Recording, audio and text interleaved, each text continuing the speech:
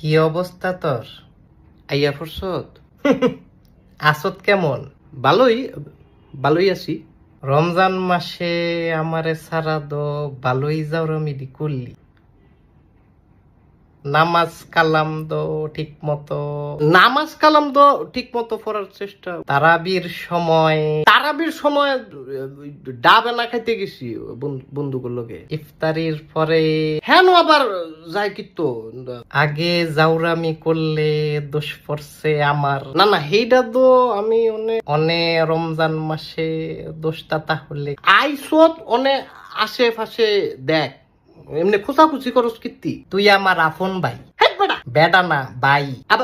আবার কয় ভাই। ভাইয়া তুমি বুকে আসো। এই তুই দূরে সর ভাইয়া। না ভাইয়া কথাটা শুনো। তুই দূরে থাক। তোমার কপালে একটা চুমা দেই। বেডা